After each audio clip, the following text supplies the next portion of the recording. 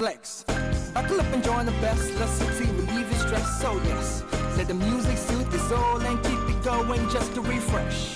Buckle and enjoy the ride from 2 to the half of the 5. Mondays to Fridays happening live. Where we gon' have a ball, you can text your guys.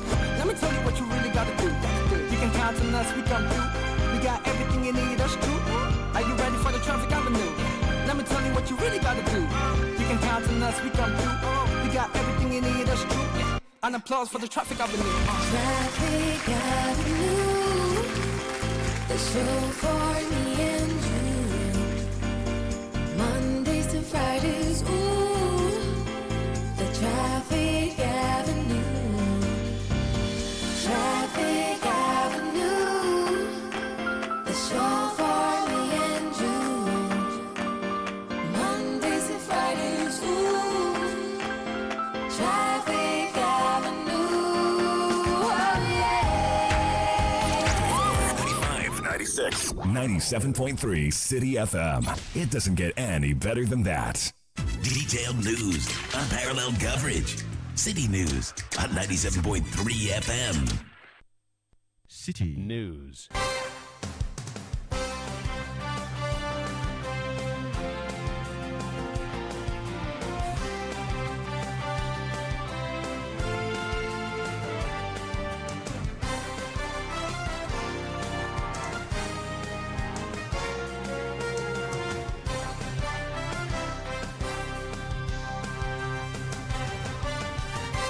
It's 17:30 GMT. This is Eyewitness News on 97.3 City FM. I am Umaru Sanda Amadu here tonight with Ejibi Wiafe Akentin. And coming up over the next 90 minutes, 7 Ghanaian traders killed in a terrorist attack in neighboring Burkina Faso. We'll be telling you what we know from the City newsroom. Also coming up. Also received an invitation from National Labour Commission today to appear on Wednesday.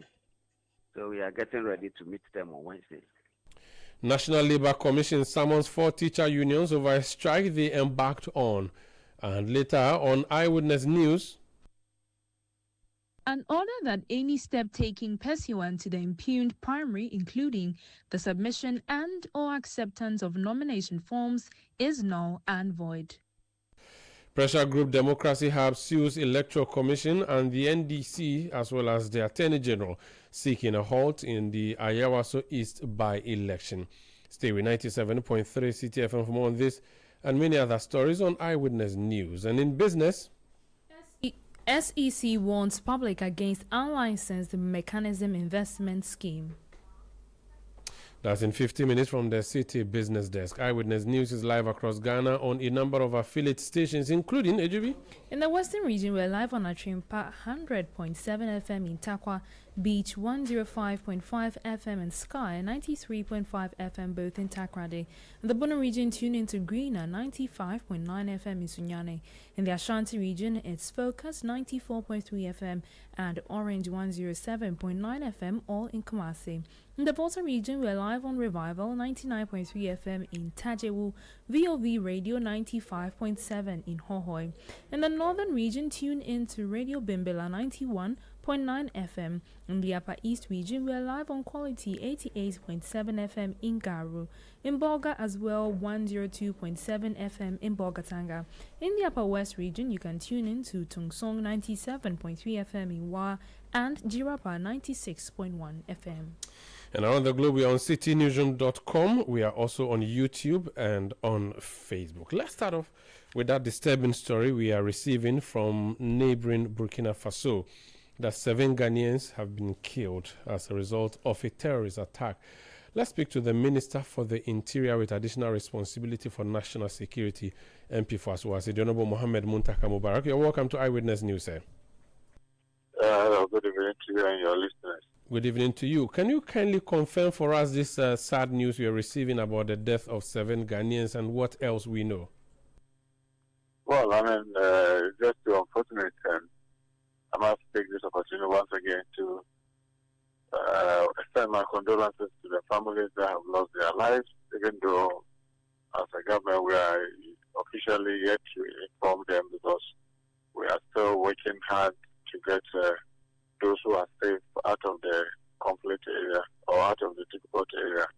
Yes, it's true. Unfortunately, on Saturday, our brethren who were in Burkina Faso, to be precise, Tito, that's a community close to the Mali border between Burkina Faso and Mali, had to be caught in the crossfire between violent extremists and I think the Burkinabe armed forces.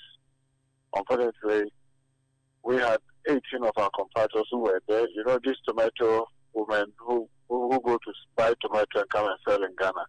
When they are going, they usually go with their truck and go with their men who help them to virtually do everything. That's in terms of loading and everything. So there were 18 of them. 10 of them were male and 8 were women. Unfortunately, when these violent extremists got there, they asked all the women to get off the truck, and then they started shooting indiscriminately. In the process, the driver and others even died instantly. But then they just bent the car, the truck, with the bodies. So the bodies got burned beyond recognition. But fortunately, 3 of the men managed to get off the truck, even though some of them have received very severe burns. So they are at the hospital. And then out of the 8 women, one was also injured heavily, who was also in the hospital. So after this morning, they were preparing to bury the dead because obviously the bodies were in a very bad state and they had to bury. So they buried it this morning at 10. Since I did, I've been online with my colleague, the Minister for Security of Burkina Faso, and they've been doing everything humanly possible to assist us to get our compatriots out of the difficult area. In fact, our embassy, our mission in Ouagadougou wanted to be there to even witness the barrier, but unfortunately it was difficult because the area was still not very safe. But what we did was to request that they assist us, even though these women who are there knew all the men who are dead. We still wanted samples for DNA, because if you come and say Muntaka is dead, yes, someone may say, I saw that, but what the family home, in case it becomes necessary, then the DNA samples could help. Graciously, before they were buried, the update I have is that yes, they've been able to get the sample for possible DNA. Now, our compatriots that are doing well, that are the 7 women, are currently, as we speak, in the process of being moved to Ouagadougou. So they are in transit coming to Ouagadougou. The 4 who are injured, who are in the hospital, the woman in particular was stable enough to be able to move to Ouagadougou, where she could receive further treatment under our care. Unfortunately, one of the 3 men who are heavily injured is her husband. So she opted that she will stay close to her husband.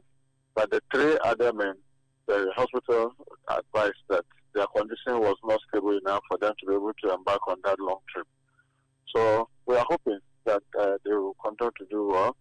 And then we are hoping that when these 7 women finally get to Ouagadougou, our mission will receive them and be able to have fine details of those who are dead, so that we can now begin to reach out to their families and officially maybe inform them. So we want to assure the public that government is at the hospital, because it doesn't speak well of us. Families, people who have their families have traveled to that area.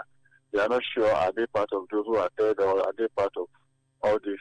Now you are sharing all these things on social media. I don't think we would have sensitive enough. We should be sensitive enough and know and put ourselves in the shoes of those families. How will you feel if you are not even sure, you've not been officially been told, and you are shown dead bodies or people that have been bent, and you are not very sure whether your loved ones are part? I don't think that's a mark of insensitivity. So I want to plead with all of us, please, let's stop sharing. I have seen the pictures, I've seen the videos, they are very gruesome, and it's not something that is tolerable to view, and therefore not to be sharing it too. Do we know whether this was targeted because they are Ghanaians or they just happened to be passing and got caught in the crossfire? I mean, it's purely that they just got caught. Because I'm told that many of these women, in fact, the women themselves were telling us that when those guys came, they said, oh, no, we are not targeting you Ghanaians. And they would say, no, we are not targeting. We know you, the women, we are not those our targets. And allow the women to.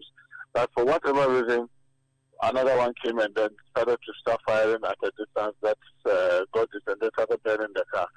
But the women would tell you that they were sure that they were not really targeting.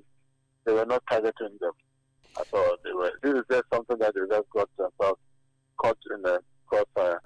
What did the Burkinabe authorities or the armed forces of Burkina Faso do regarding this particular? Did they move there to attempt to rescue them? Do we know what the state involvement was? They did, because after those extremists took over that town, the Burkinabe armed forces came in forcefully with reinforcement. And I'm told after some few hours they were able to recapture the city, and these guys leave. And then they started searching virtually corridor to corridor and door to door, just to be sure that those elements were still not around. So the forces of the Burkinabe forces were able to reclaim that area. Yes, they came forcefully and they were able to rescue our women and assisted them. As we speak, the 7 of them are being transported to Ouagadougou. The Burkinabe president appears to be friends with our president. He was at the inauguration of our president. Based on what has happened and considering that it has gotten personal and we are directly involved now, would we raise an army to go support Burkina fight those incursions? Or what would be the approach of the state of Ghana in relation to this matter, since citizens of the land have been killed? Interestingly, about 3 weeks ago, if you recollect, His Excellency the President of Ghana, President Dramani Mahama, invited his peers from the sub-region to come, let's put our heads together to see what we can do to fight this thing together. Because, I mean, His Excellency Dramani Mahama is very clear on his mind that this is not something that any individual country can do and win alone, because they keep moving from one area to another. But if we are collective in intelligence sharing and whatever we are doing, we'll be able to defeat them together instead of everybody fighting in silos. So 3 weeks ago, we met in Accra, all the security ministers, the foreign ministers, the heads of states. Yeah, some couldn't come, but the same representatives. But if you recollect, Liberia president was here, Sierra Leone president was here, who was even the chair of ECOWAS was here. The President Mahama himself chaired that meeting with us. And we started taking the necessary steps to see how we can work together to defeat this, because we are very clear on our mind that if Burkina Faso is unstable, Ghana will definitely be unstable.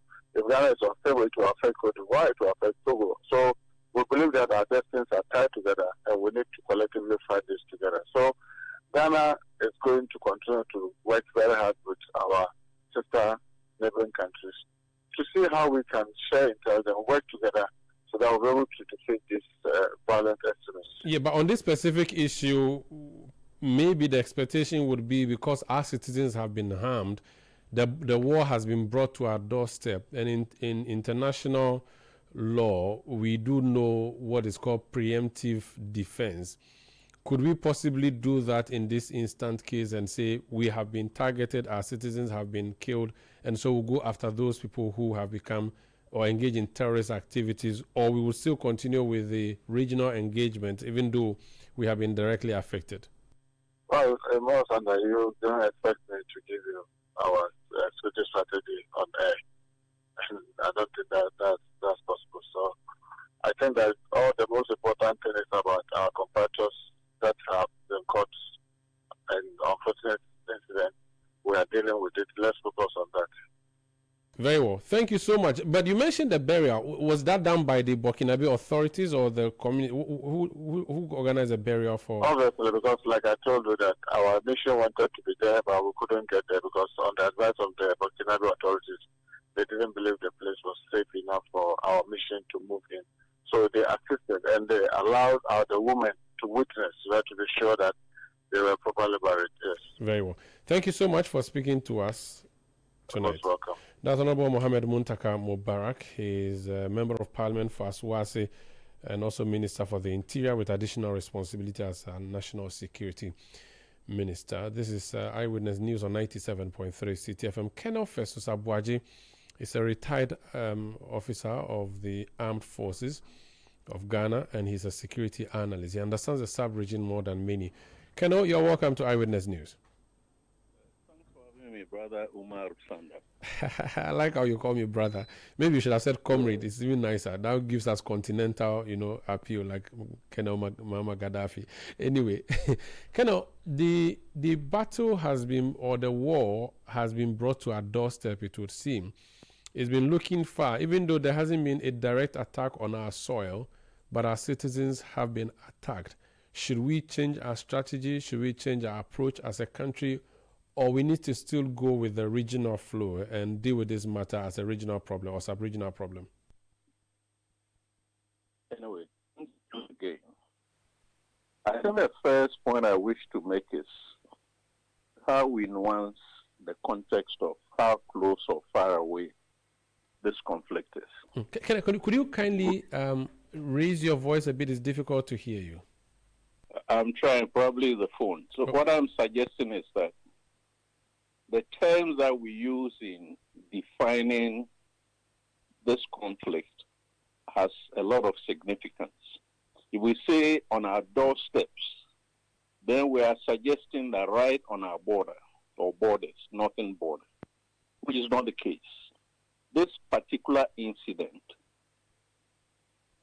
given that it's reported that it took place in Titao, which is the northern region of Burkina Faso, north of Ouagadougou province, close to the Malian border. As the crow flies, it's about 300 to 350 kilometers from our closest point on the border. So this was deep inside Burkina Faso. And therefore, in that context, it is not on our doorsteps. However, the fact still remains that our closest neighbor, which is Burkina Faso, has been engulfed in this conflict. Probably, was it the 3rd or so of January, when there was an attempt to assassinate Traore, and the attempt failed, and some Burkinabe soldiers escaped into Ghana, and Ghana arrested them and handed them over to the Burkinabe authorities. That is the closest in which one can argue that this conflict might probably, one way or the other, get us directly involved. And that is how I think some of us have been saying that we need to be very, very careful. But as you have said, and as the minister has explained, this was not a direct attack on the territory or sovereignty of Ghana. It just happened that the women and the men were at the wrong place at the wrong time when the jihadis chose to attack the province. But having said that, my little knowledge of the geography of Burkina Faso is that the tomato growing areas where they have the irrigation, one, Bobo Dialoso is mentioned, the Ouagadougou province itself, and then the northern region, which is the north region.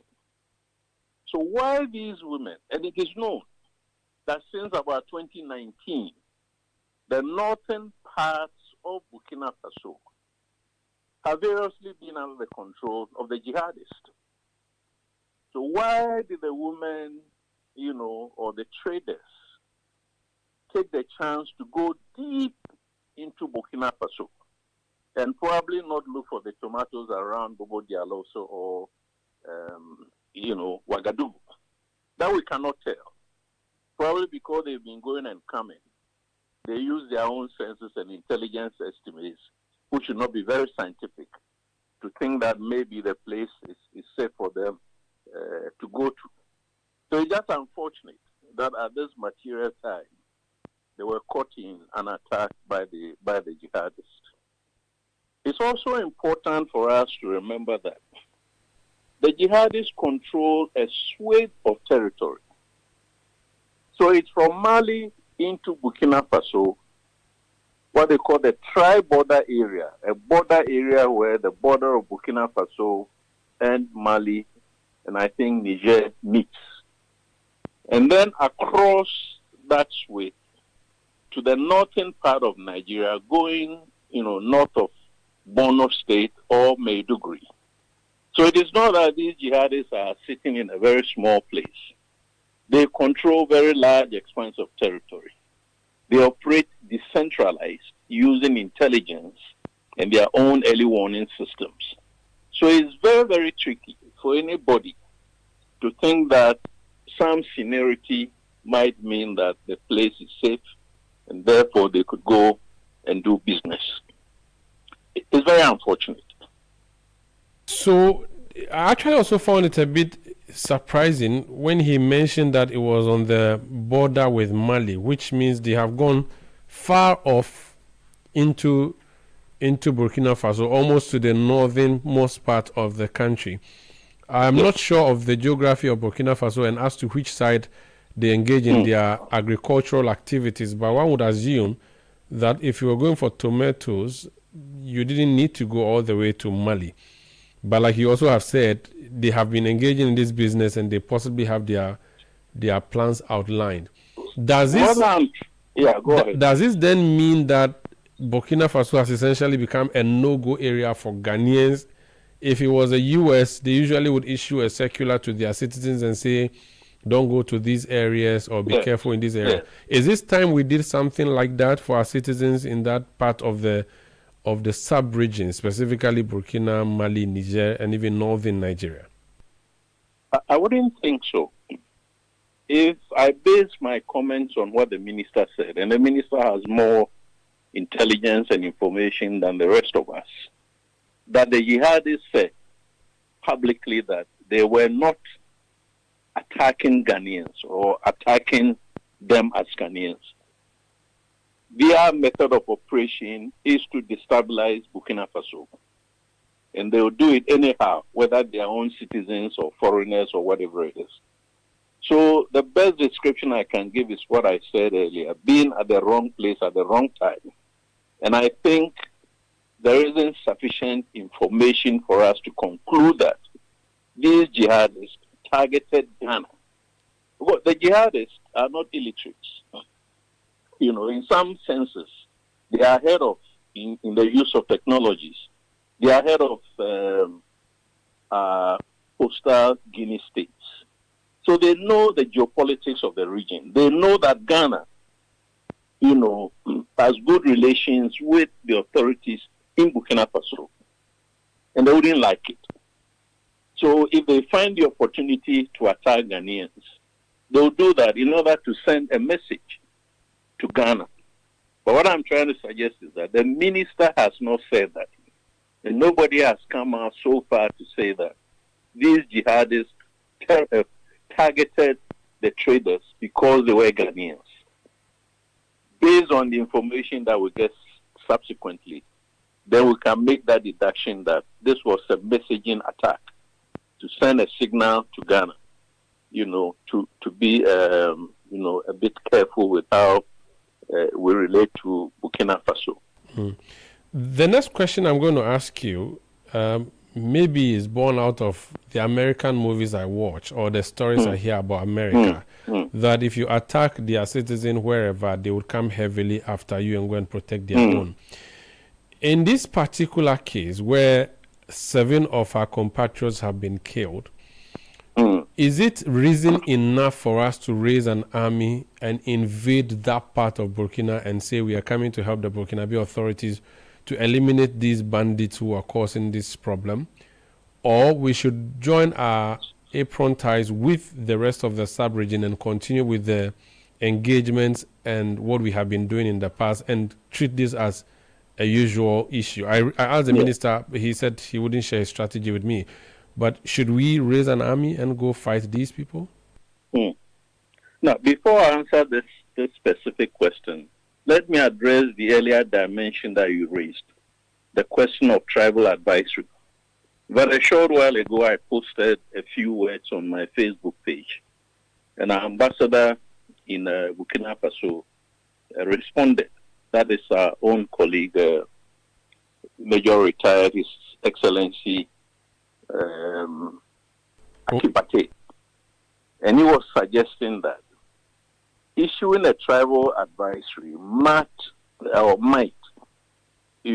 arouse the sensitivities of the Burkina Faso authorities. But I'm trying to suggest that this is a normal practice. So even if we don't issue a direct travel advisory, I believe, and this was what I said on my Facebook post, that within Burkina Faso itself, the authorities send out messages informing their own citizens as to which areas of the country are safe or not safe. So we can latch onto those kinds of messages in order to educate our own people. So what I have read is that 84% of the tomatoes that we are eating in Ghana here are coming from the Sahelian zone between Burkina Faso and Niger. So we have a trade economic interest to go into these countries. But it must not be at the cost of lives, as this has happened to be. We don't go deep into Burkina Faso because that area is too close to the Malian border, controlled by Al-Qaeda and its affiliate, the Jinim, and then the group that terrorizes Maiduguri, that is the ISGS or ISPS or whatever it is, Now, on the question of the intervention, this is not sufficient reason, this incident is not sufficient reason for Ghana to deploy troops into Burkina Faso, even at the request of the government of Burkina Faso. The moment we do that, they will have joined the conflict, and the terrorists can then assume that we are their enemies and bring the conflict onto our territories. So the option that we have, one of the options that we have, is what former President Akufo-Addo started in 2017, the Accra Initiative, to bring together countries on the Guinea coast and the Sahelian region to exchange intelligence. Incidentally, since 2025, it does appear that the Mahama administration too has moved away from the Accra Initiative and has rather embarked on a bilateral relationship with Burkina Faso, exemplified in the appointment of our colleague, once again, His Excellency Kenneth Bevlo-Latte, as Ghana's special envoy to Burkina Faso. So these are the mechanisms that our governments have resorted to use. However, there could be a multilateral arrangement. And that one example would be what ECOWAS did in 2012 in Mali, when it deployed for a very short time an ECOWAS mission in Mali. And then the African Union took over. And then in a few months, the UN came and then established what became the longest serving MINUSMA, which the government in 2020 or which of 2022 said they must pack and go home. That's one model. Right now, there is no ECOWAS. So it's not a question of the rest of ECOWAS coastal states mobilizing to go and assist them. So there's no rapprochement. The dialogue is still going on, but there is no collaboration, in the strictest sense of the word, as used to be within ECOWAS. The other model that we have is what pertains in the Lake Chad Basin region. So there, Nigeria and Chad and Cameroon and Niger are being terrorized by Boko Haram and other jihadists. But what they decided to do is to embark on a mechanism where they share intelligence very, very intimately, and then each country deploys within its own borders and only crosses into another country, what we call hot pursuit, based on prior notice to the other country on unjustifiable grounds. So to cut it short, the option for Ghana to deploy troops into Burkina Faso will not be the best way to go. We should rather strengthen our presence on our northern borders, as we have been doing for some time, and then continue to deepen exchange of intelligence and information with Burkina Faso, and of course, by extension, with all the other countries within the region. If you ask me about the Accra Initiative, I have my own views. The Accra Initiative was too ambitious. It was taken outside of the ECOWAS framework. So it became an Accra mechanism, not part of the ECOWAS framework. And by the way, Nigeria was not even a member of the Accra Initiative. And in this sub-region, Nigeria is the lead nation. If you do or establish any mechanism where Nigeria is not a part, you are not likely to succeed. So I'm arguing that even if we should resuscitate the Accra Initiative, it must now be an arrangement that sits in Abuja under ECOWAS arrangements. That brings on board Nigeria and all the rest of us. Finally, is Mali, Niger, Burkina truly lost to these terrorists? Looking at the map, what percentage do these governments still own or hold? Well, with regards to Mali, the Azawad region, which is a large part of northern Mali, that's north of central Mali, what is normally referred to as the Mopti region. The Azawad region is largely in the hands of the Tuaregs. And then the terrorists who came after, Libya imploded, and they joined forces from Syria or wherever it is. So the government of Mali, as we used to know it, is largely in southern Mali. And even that, these terrorists are able to more or less tie a noose around the government in Bamako by using drones and other technologies to ambush fuel supplies coming from Senegal, for instance.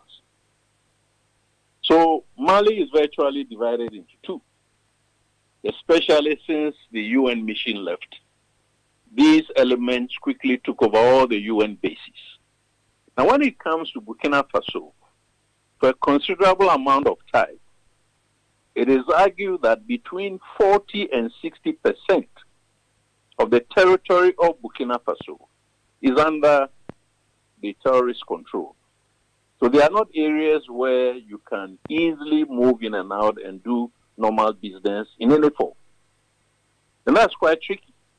I mean, even if it's 10% under insurgency, that's still large. But 40 to 60% is quite terrifying.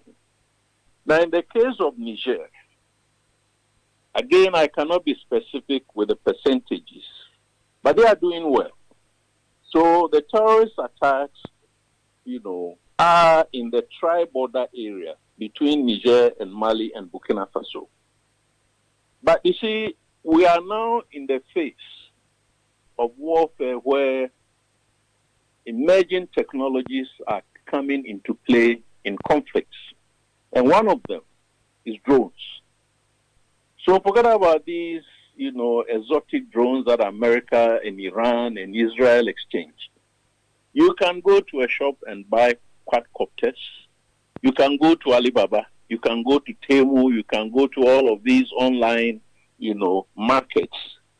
Buy the normal toy drones, and then repurpose them and give them cameras or enhance the cameras and add AI capabilities and add explosives, and they become bombs.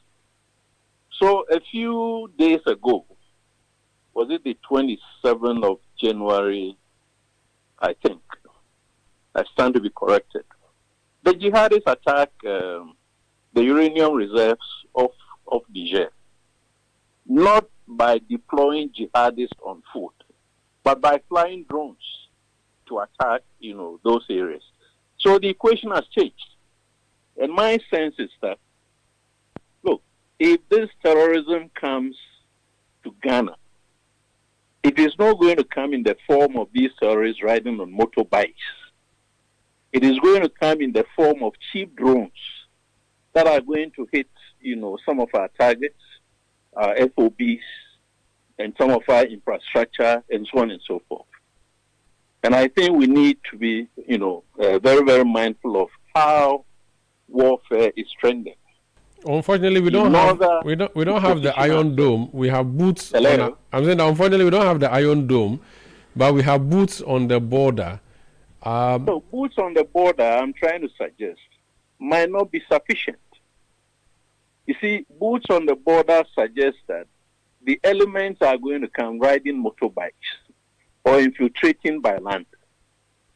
That, from a study that I'm doing for CDD currently, the jihadists have seriously exploited technology, and they are ahead of our coastal states. You see it, and using drones. So you can have your presence on the border. They will hit your FOB with drones. Now, the technology that we need is what in military terms we call anti-access and anti-denial. We haven't gone there yet. We have not deployed the technologies like electronic warfare jamming devices that can confuse the drones. We haven't gotten there yet. And that is where I think we need to go, rather than just acquiring drones. Yes, we must acquire the drones in order to give us surveillance, intelligence, and reconnaissance capabilities. And then, if need be, the kinetic. But we must also invest in the defensive form of technologies, which is what I'm suggesting. That all our FOBs, whether, of course, we cannot buy the Iron Dome, because one missile probably is $1 million or whatever. We can't do that. But we can buy other technologies in electronic warfare space in order to create that space around our FOBs. Because the moment the FOBs go, our presence is finished. If they hit bridges, our infrastructure is gone.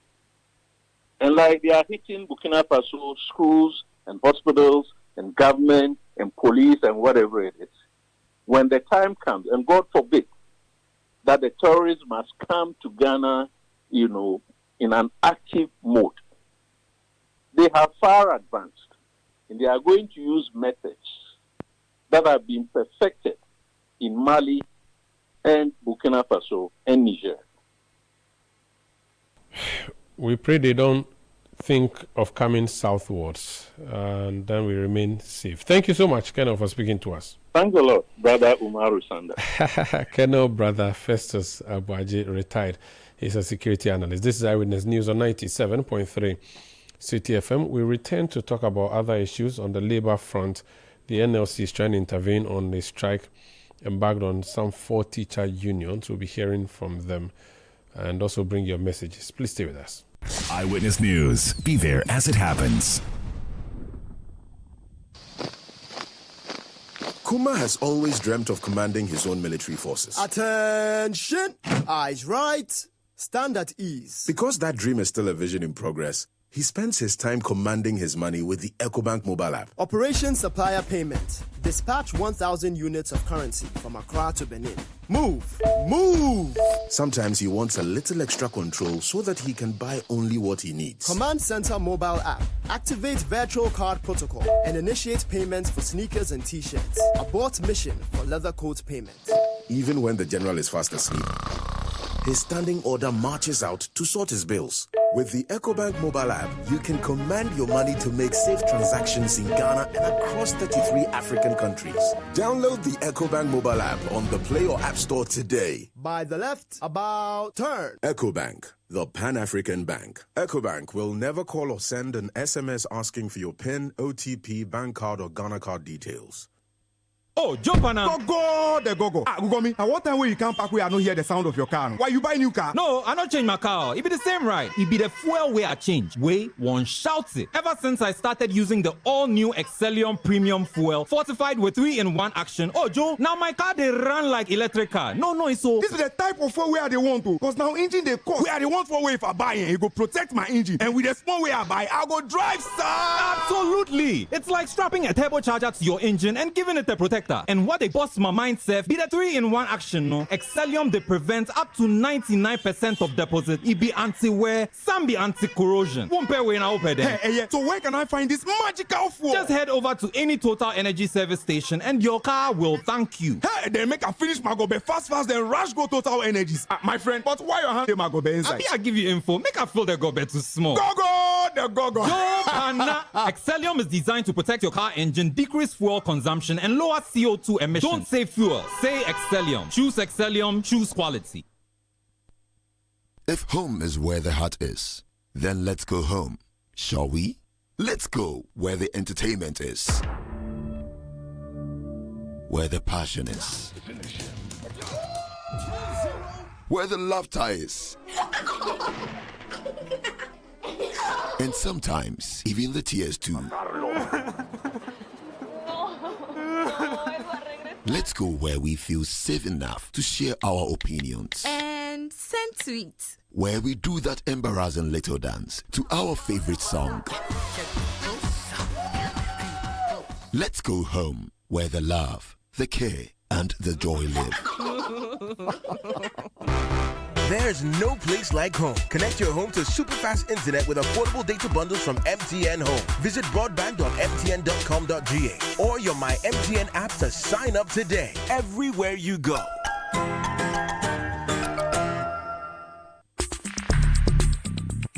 Let your voice be heard on Eyewitness News on Facebook at facebook.com/Citi97.3, Twitter at twitter.com/Citi973, and Instagram at instagram.com/Citi973 with the hashtag Eyewitness News.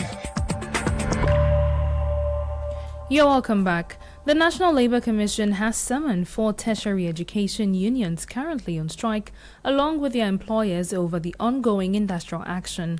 The directive issued under Section 139 of the Labour Act affects the Senior Staff Association Universities of Ghana, the Teachers and Educational Workers Union of the Trades Union Congress, the Federation of University Senior Staff Association of Ghana, and Technical University Administrators Association of Ghana.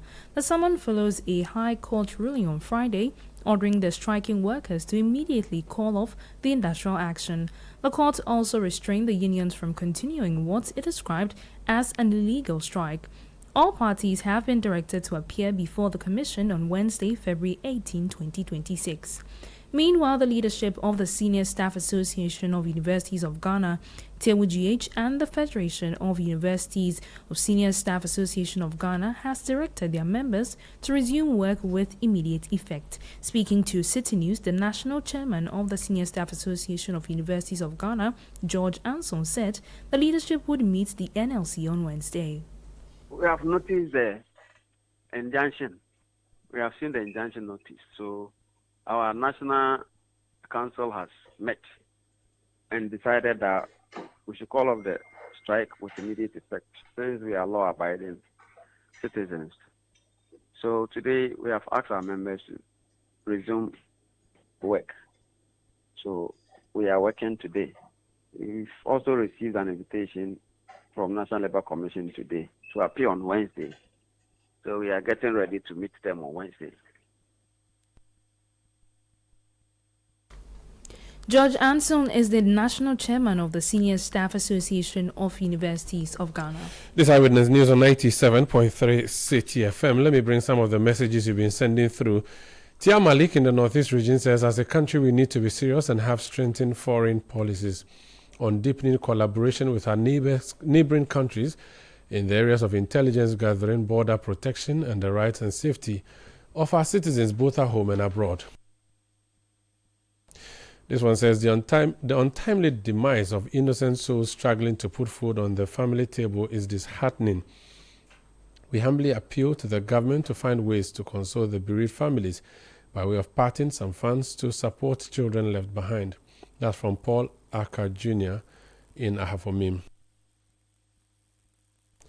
This one says, very unfortunate news from our neighboring country. This should be a wake-up call to all of us, and that the necessary precautions must be taken before embarking on any such journey. That's from Jones Adboy in La. Abi National in Wa says, we need to set up as a country to save our citizens from such actions, or attacks, you want to say. From Haruna in Ashama, Alaji Haruna in Ashama, he says, this sad news should be a wake-up call for the country to intensify the cultivation of tomatoes so that our citizens will not go looking for tomatoes that we can easily produce in our country. Daniel Akpaliok in Sandema says, the terrorist attack on some Ghanaians in Burkina Faso is deeply unfortunate and heartbreaking. The loss of innocent lives under such tragic circumstances is a painful reminder of the insecurity confronting parts of the region. This message says, this is a wake-up call for the Ghana government to equip the Ghana Immigration Service so it will be up to task. When you visit some of these zones of the country, I mean the borders, you marvel at the kind of work officers of the Ghana Immigration Service are doing, but they are not and never appreciated. This is a great wake-up call. That's Ernest from Kumasi. Send your message to 0549-986-996, 0549-986-996. This is Eyewitness News on 97.3 Citi. Let's go to the courts, and there's a pressure group known as Democracy Hub. The group has filed a suit in court, in the High Court to be specific, asking for some reliefs, including the halting of the Ayawaso East by-election, which has been necessitated by the death of the Member of Parliament. Ketchofs Atengle is Director of Policy Research at Democracy Hub. You're welcome to Eyewitness News, sir. Thank you for having me, my brother, and good evening to your listeners. I hope I pronounced your name well. I've never heard it before. Is that German or ever? You did perfectly well, as if you knew the name already. Thank you. Okay. So where is Ketchofs from? And Atengle sounds ever, but Ketchofs, that I've not heard it before. Yeah, Ketchofs has a German origin, but it basically means someone who works on the church's farm. So let's say we are working for the farm of Ghana. Oh, I see. And Atengle is ever, correct? Correct. Okay.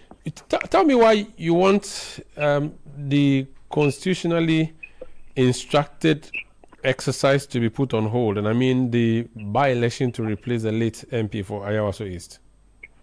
All right. Thank you, Omar. So our laws that govern the conduct of elections, especially at the political party level, makes it clear that political parties must be organized, and governed with democratic principles. And you and I will certainly share a common view on the way political parties are organized in this country, the organization and some of the practices. And this move we are taking is kind of similar to what Reform Watson and co are also pursuing, considering the structure, the delegate system of political parties, which is very undemocratic. And especially in this very case of the by-election, it's clear the level of vote, the influence, the voter influence, the vote buying, and all of such things, which the NDC itself, with its duly constituted committee to review the election, have kind of come out to confirm that there was widespread, voter buying. And so, but then the party leadership kind of take a position that considering the time constraints and some other considerations, they would want to proceed with that. But we want to remind the court that the laws of the country, forbid such undemocratic processes, which different actors in the country have condemned, including the NDC. When the opposition, I mean the NDC, does it, we all, castigate them, speak against such practices. Likewise, when the NDC does it. So why, if we all have an agreement that these things must be undone with in our body policy, why do we want to proceed, especially when this very time the party itself any structures has confirmed it. Why do we want to proceed with that? And we kind of challenge the court to look at the laws, the Constitution, and the Political Parties Act, as they are supposed to conduct these things in a free and fair manner. This what happened in Iowa doesn't show any sense of free and fair practice, and so we want to call on the court to annul the results. And it will be very disappointing to have the EC proceed with the process with this candidate. Some of these things might be difficult for the EC to do because of the political economic structures, the incentives and the inhibitors in our system. But it's a reason we want. If the EC cannot take that decision by itself, we will want to then compel the courts to get the EC to act in that manner. Okay, this is interesting. I mean, we do know what the decision of the courts in the past have been. For instance, in the Zaneto case, we have been told at what point the Electoral Commission is involved and at what time we can start talking about a candidate. Now, the NDC would be filing or has already sent its candidate to the EC. The NPP has sent their independent candidates who have also filed. Now, if the party decides that this is the one who is representing us, why would the High Court say we will not let that person represent us? Based on what? It contravenes the laws of the country. Specifically the Political Parties Act. Where you have evidence to back that because a court has determined someone's guilt or otherwise in this process? So we have the arguments to make and the evidence of the undemocratic practice, which contravenes the very principles of the Constitution and the act that governs political parties. So you're going to invite the court to litigate this matter, ask for evidence, bring in witnesses, and hear whether or not there was an unlawful act prior to a primary of a party before filing. Very much the case. Is that not a very tall order in inviting the court to engage in what it may not necessarily be involved in? The court is the avenue, the arena for these kind of things to be discussed and set the correct precedent. So far, nobody has taken this issue up, for which reason we think it is worth taking up, and let's see what the court will say. If the court will want to agree with them, then we all live to see such a point. So why don't you sue the NDC then, which is the vehicle you have a problem with? Why should the state be interested? Maybe it's an internal NDC matter. Sue the NDC and say your candidate did A, B, C, D, and we think that it is not proper. Why do you have to then halt the by-election? It is an internal NDC matter, but the candidate will be presented by the NDC for the by-election. Yes, so you want to then sue the state. All right. Can you hear me? Okay, I'm sorry, we lost him there. That's Ketchup Sir Atengbele. He's Director of Policy Research at Democracy Hub. This is Eyewitness News on 97.3 Citi FM. We are coming to you from our studios in Accra. I am Umaru Sanda Amadou. Juby, what other stories do we have? Well, Independent Member of Parliament for Asante Achim North, Ohene Kwame Frimpong, is calling on both minority and majority members of the House to support a private member's bill he has initiated to amend the Political Parties Act 2000. The bill, which was introduced by the MP last week, seeks to regulate the sources of campaign financing to ensure transparency, accountability and legality in the political funding system. In an interview with Citi News, the Asante Achim legislator explained that the proposed amendment also aims to establish clear limits on campaign contributions and expenditures, as well as mandatory financial disclosures. My call is to say that all of us should support it, because honestly, if you are thinking about the future of Africa politics and Ghana, you should be able to accept and support this bill, because I'm not seeking to do something for myself personally. No, but this is for the future of our politics and the future of our democracy. Because if you're in this country and you want to contest as a presidential candidate, or if you want to contest for the seat of the high office, that is the president, and we are not able to tell where you're getting your funding, we are not able to tell if there's a country somewhere supporting you financially, giving you funds, and wanting to support you to come into government, then it means that if we are not able to curb that, if you're not able to address that situation, and you end up getting that position to become the president, it means that you will dance to whatever tune that they sing to you, whoever sponsored you. If they're asking for our natural resources, you end up giving it away to them under fishy contracts. Ohene Kwame Frimpong is an independent member of parliament for Asante Achim North. Away from that, the campaign team of Kennedy Ejapon in the just ended NPP presidential primaries has dismissed social media claims suggesting he is breaking away from the party. The speculation follows his absence from the party's Thanksgiving service held yesterday at the University of Professional Studies.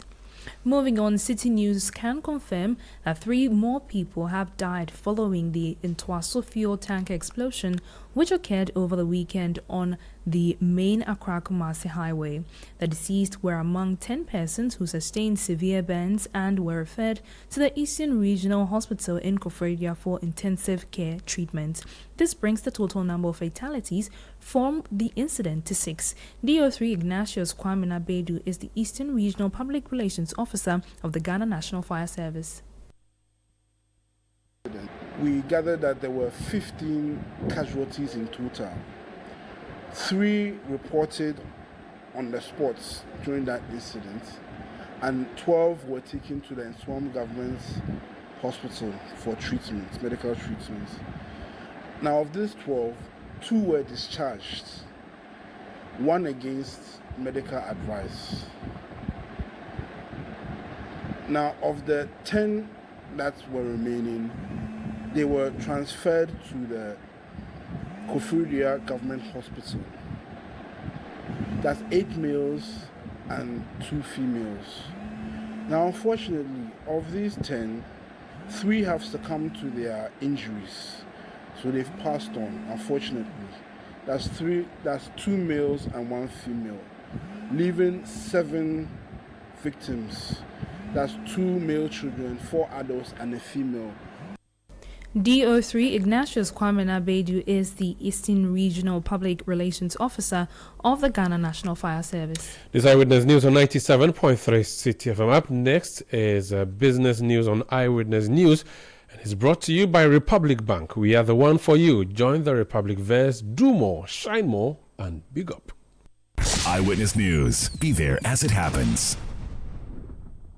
Hey, Andrea. Challenge these days, new level crowd.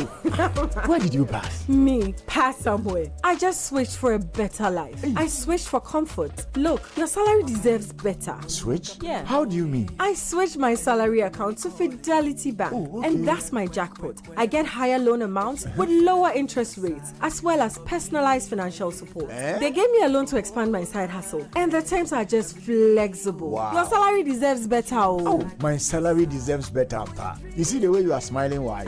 Yes, I will switch and smile wider. Your salary deserves better. Switch to Fidelity Bank today and enjoy lower interest rate, car and home loan, personalized financial support, and a smile that lasts. Switch and smile wider. Fidelity Bank. Believe with us. If I believe with us, Fidelity. If I know I lay your side, Fidelity.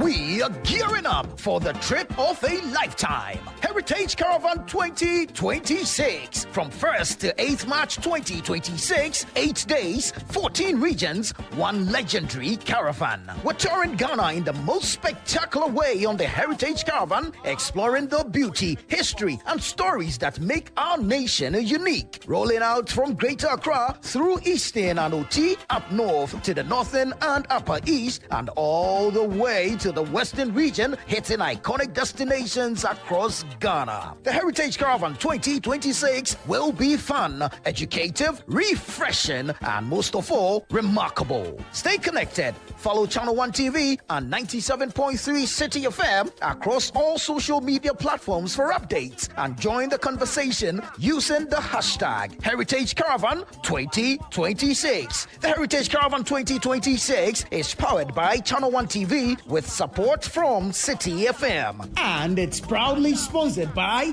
Holland Insurance, Piva Beverages, Omni Basic Bank, Caveman Watches, Gino, Didi Sheto, Goyle, Mini-Me Achumo, and AdMe Granite Paste. And it's supported by Nanes Rice. Heritage Caravan 2026, experience Ghana like never before.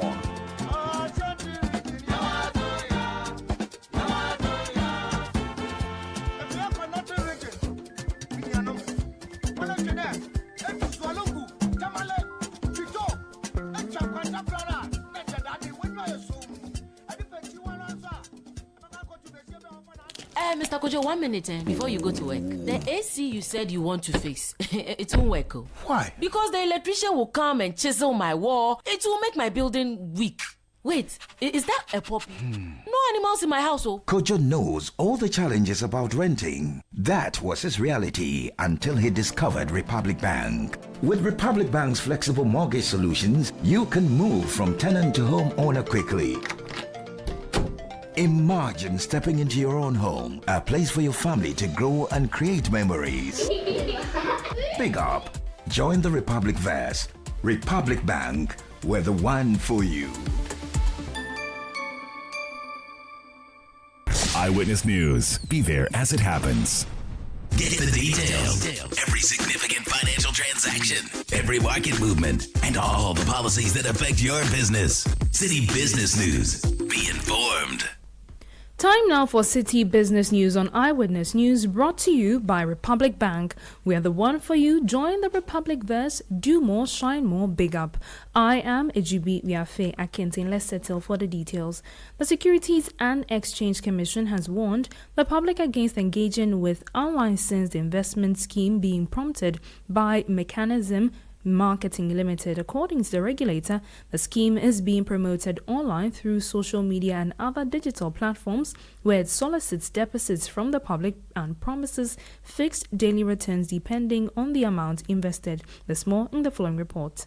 The Commission says participants are required to undertake vague activities labeled Job 1 to Job 10 as a basis for earning daily, monthly, or annual income.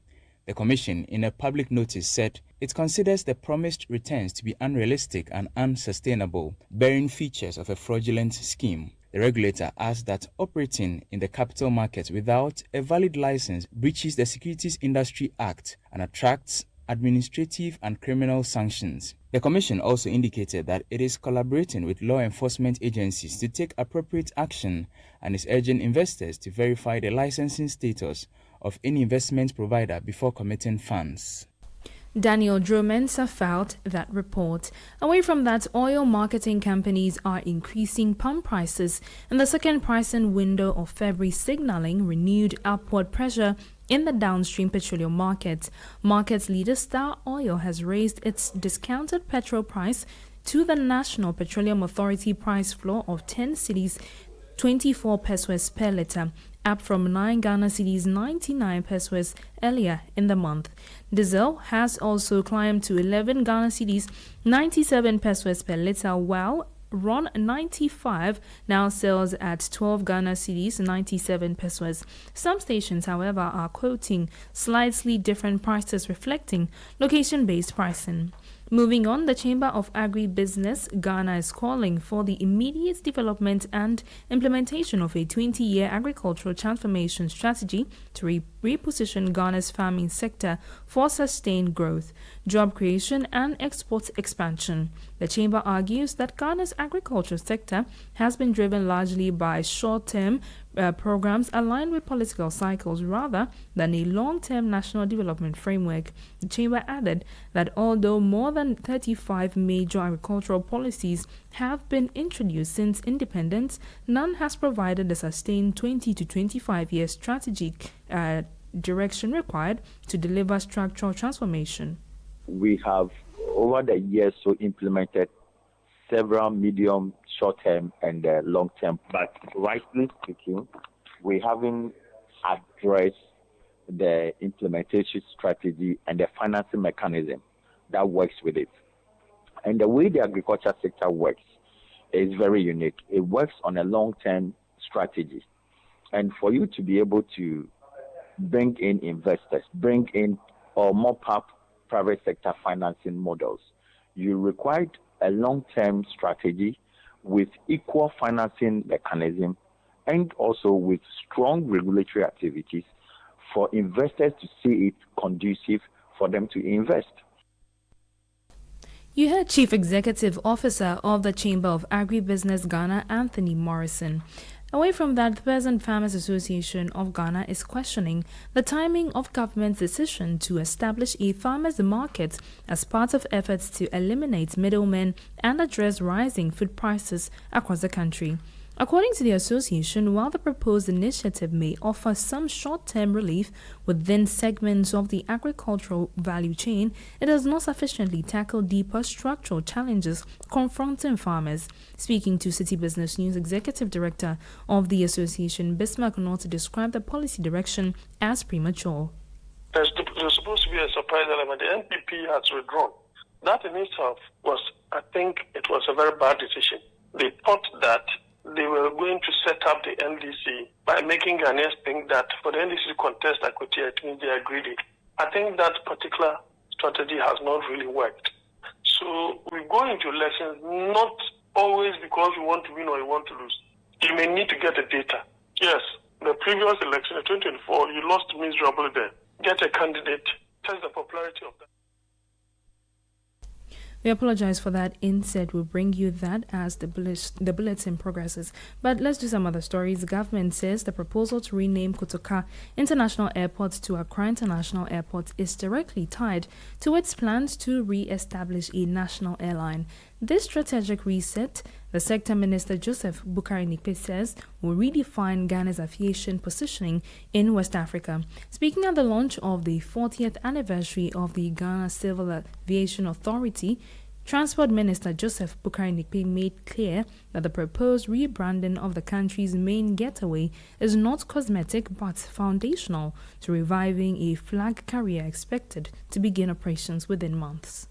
We believe that this will be successful, and when it is done, it will now create space and room for us to be able to re-establish the national air carrier that we Ghanaians all yearn for.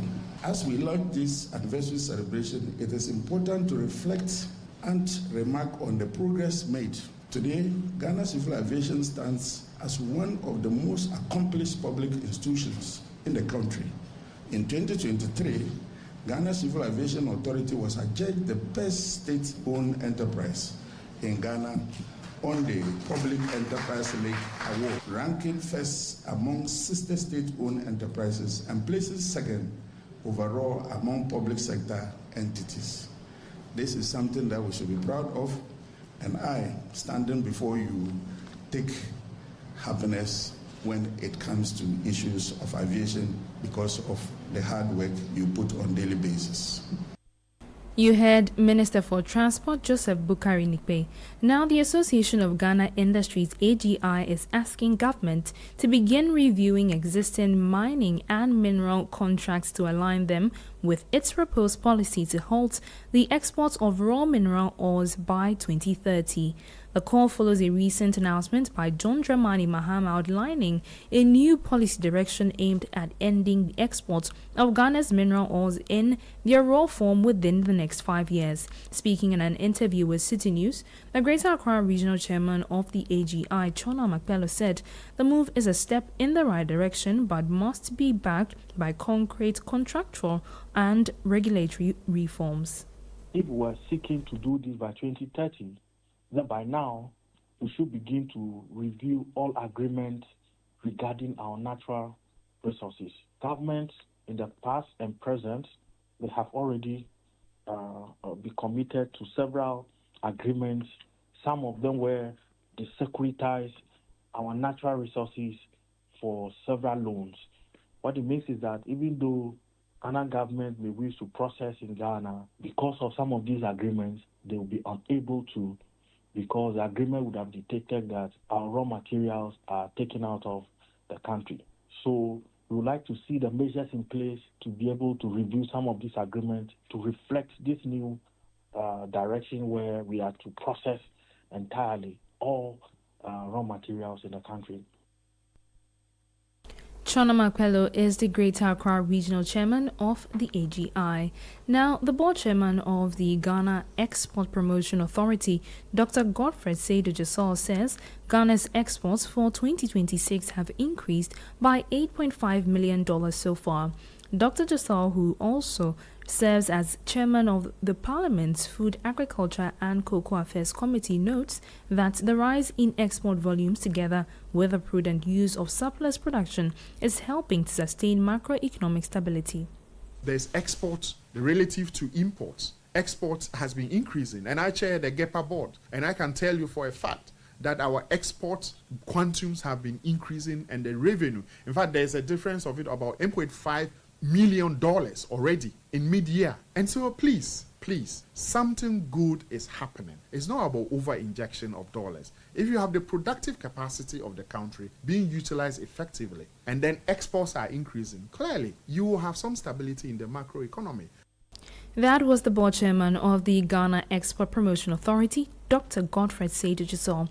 Now let's go back to our earlier story on peasant farmers, where they are questioning the timing of government's decision to establish a farmers' market as part of efforts to eliminate middlemen and address rising food prices across the country. Looking at the current situation we find ourselves, the farmers' market is not sufficient to address the challenge because you have a plethora of factors that has accounted for the current crisis that we are facing. One is that we have allowed the importation of this same food that our farmers are producing into the system. And because of the exchange rate improvement of the Citi, these foods have become relatively cheaper as compared to the local produce produced by our farmers.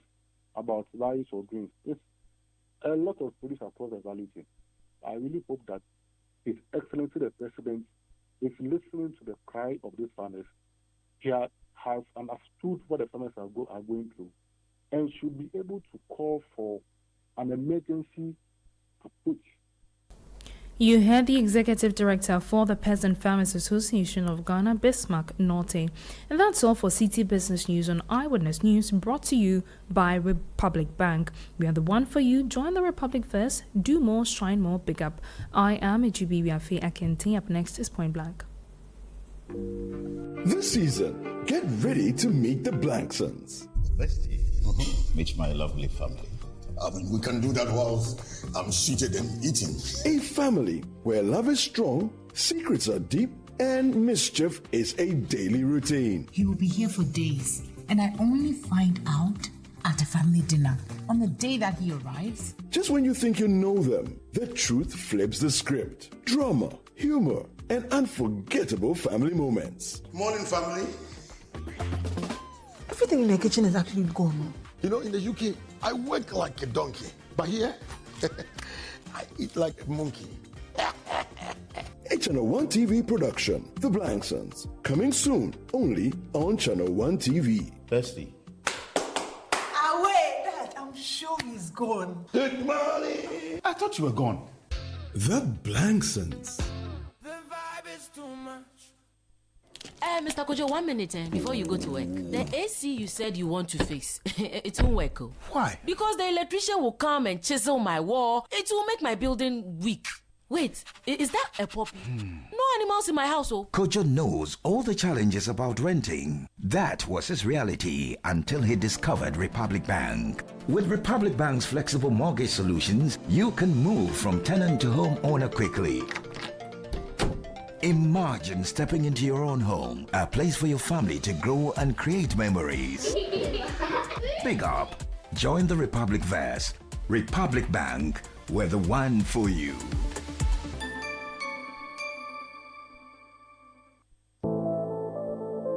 Hundreds of entries have poured in from communities all across the country, and the energy is off the charts. The quest to uncover the most deserving stories has kicked into high gear. Stay tuned for the thrilling reveal and the grand celebration of our esteemed 10 Channel 1 TV community legends. Only on Channel 1 TV.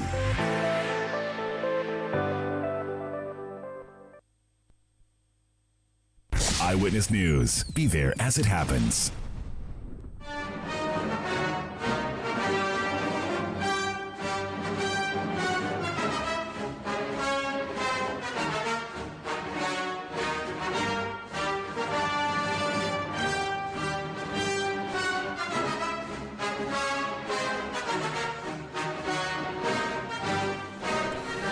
This is Point Blank on Eyewitness News. I'm Omar Sandama. Tonight on Point Blank, we're talking about NPP politics. Over the weekend, Dr. Mahmoud Bawumia did a Thanksgiving service, or the New Patriotic Party for that matter, did a Thanksgiving service after electing Dr. Mahmoud Bawumia, the former vice president, as his flag bearer.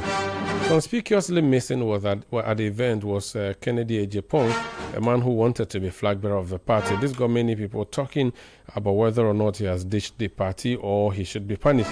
So earlier in the day, my colleague Sami Wiafe sat with Kwesi Kwatin, who speaks for Kennedy Ejepong, to ask him why Kennedy Ejepong was not at the event. Kwesi, how are you? I'm doing so well. Sami, how are you too? Yeah, it's been a while, but Sami, just around 2 weeks. We used to pass through, but after the election, we had to take moments to reflect, a moment to unwind and also rest. And subsequently, our routine continues. So we are back. I think so far, so good. Obviously, when you lose an election, it's not an exciting moment. But you must also recall that as soon as you subject yourself to the process, there are only two outcomes.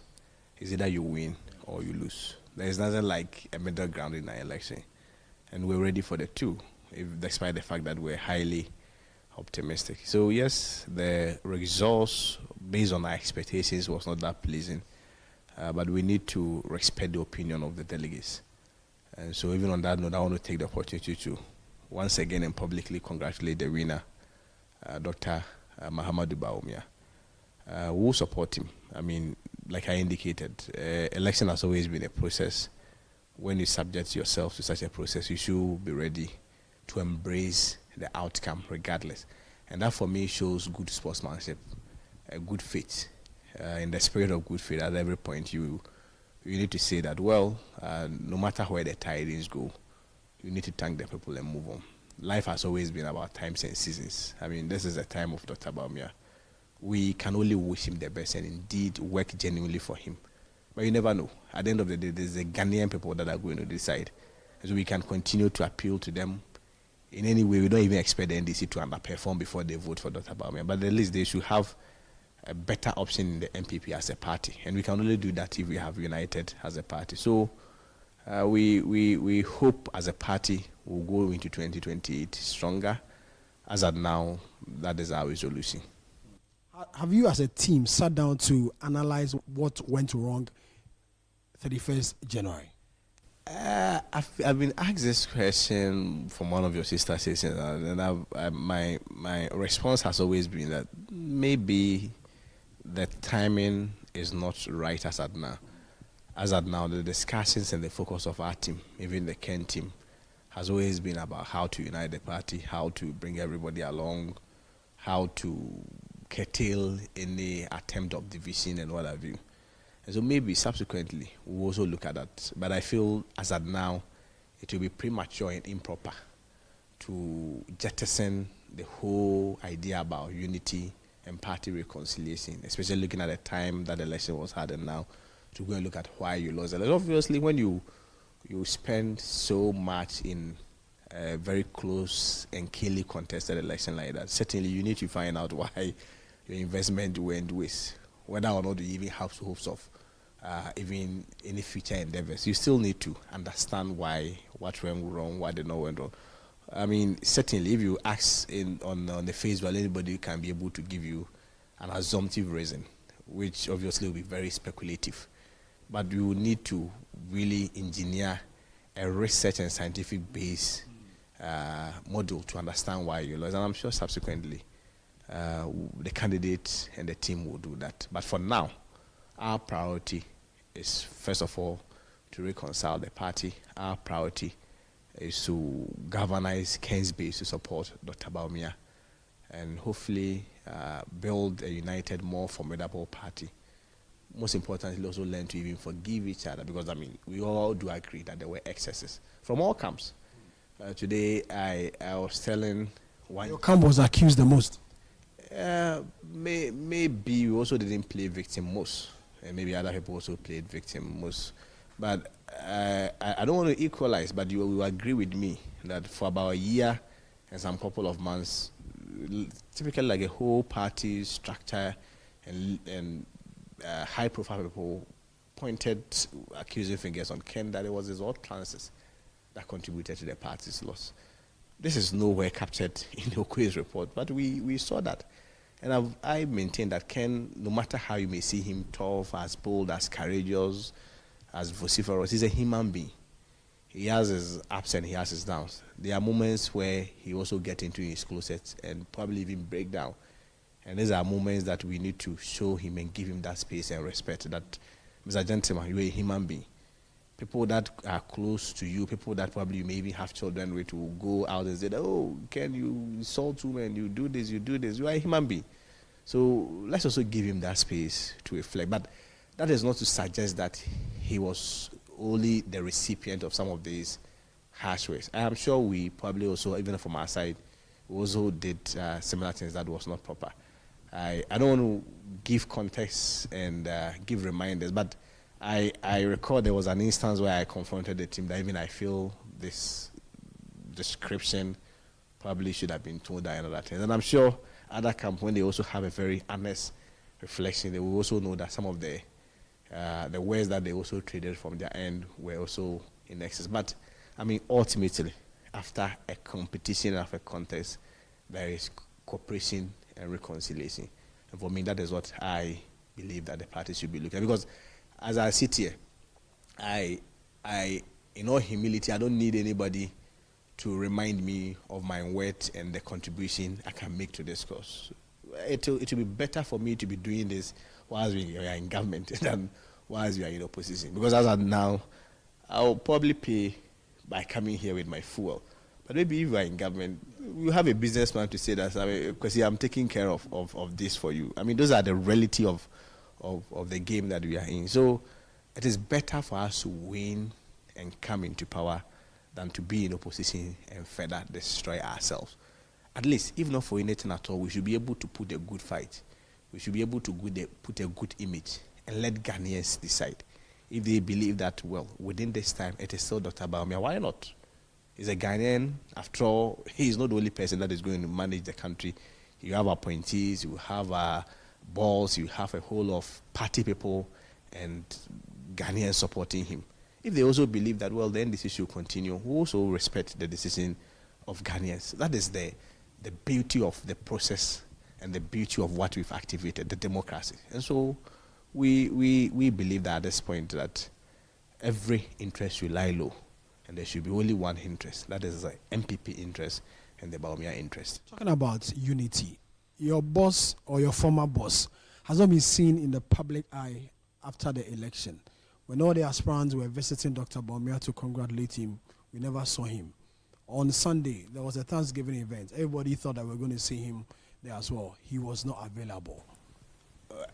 You are referring to Ken as my boss or my former boss. He's still my boss. I still speak for him. Ken is a brand. You still speak for him? Okay. Ken is a big brand. And you wouldn't want to let off the opportunity to be speaking for such a big brand. I mean, regardless.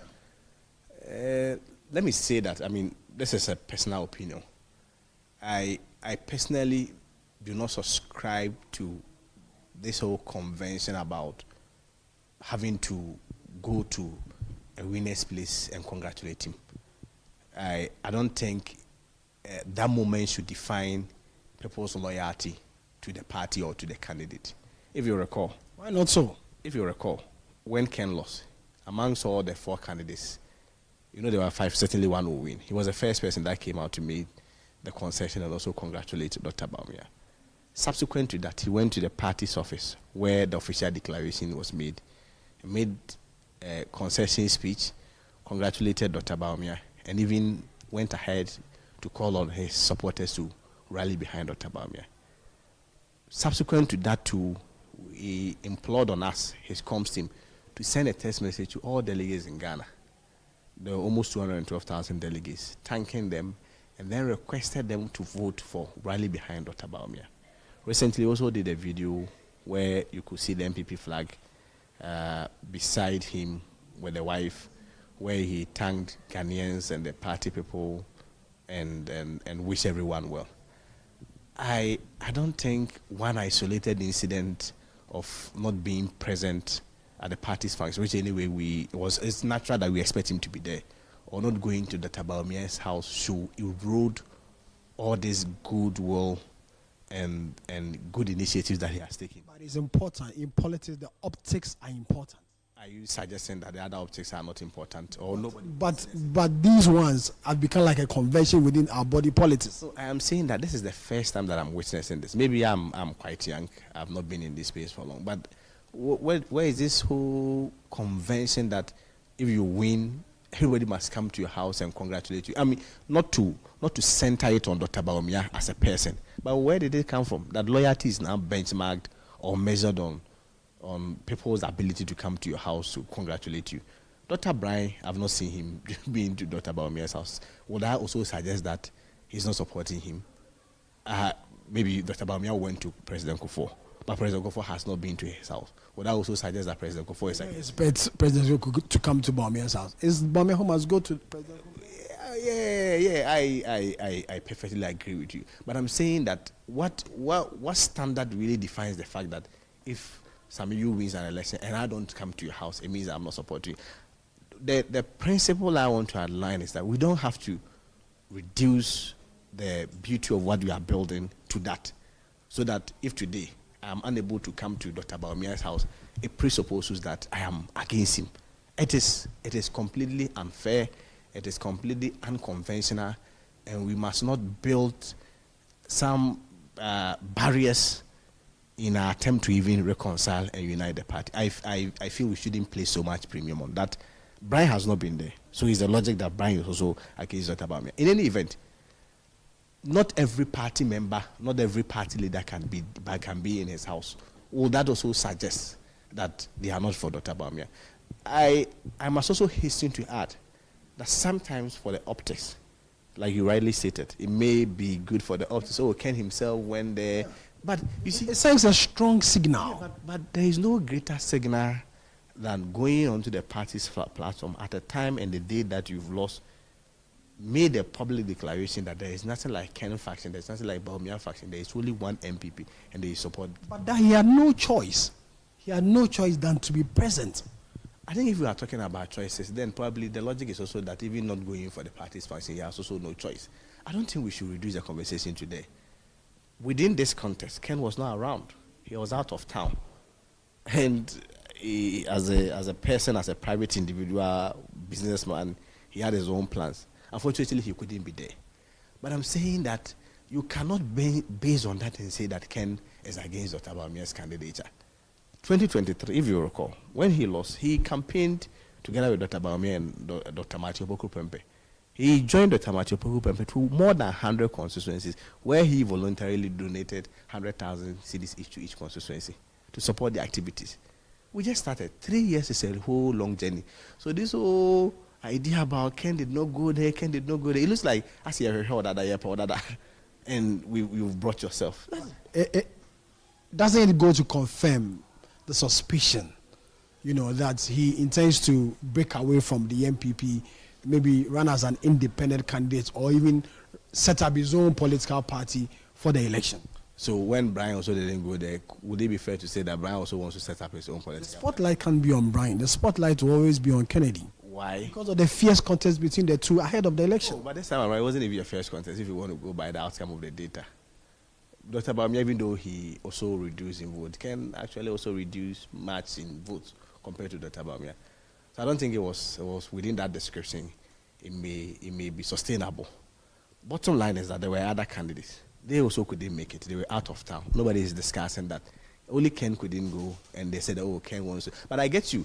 Mr. Otibonsu recently made a pronouncement. Dr. Otibonsu, he recently made a pronouncement that they are going to have a base and go independent or have their own political party. And so Tibonsu publicly has been seen around Kennedy Japan, who people know that is his friend. But Sammy, so today, let's ask ourselves, Kennedy is friends with President Mahama. Does it mean that automatically, because President Mahama is mobilizing NDC people, and obviously will mobilize NDC people even for 2020, Ken will support NDC agenda? Ken is friend with Mr. Alan Chamatin. Mr. Alan Chamatin left MPP, started his own movement for change, and now UP. Does it mean that because he's his friend, automatically he will go and support them? The words of Kwesi Kwarteng speaking to my colleague Sami Wiafi for Point Blank on Eyewitness News. That's how we end tonight's edition of the show. I am Umaru Sandamadu. I did this with the Jubi Wiafi Aken team, produced by Beverly London, Juliana Odami Asari, Kobna Wilson, Sami Wiafi, and Fred Tete Jabano. Technical support from Desmond Nyako, new media support from Edwin Kwakofi and his new media team. We'll be back tomorrow at 17:30 GMT. Up next, I leave you with Samuel Atamenza, who brings us Footprint.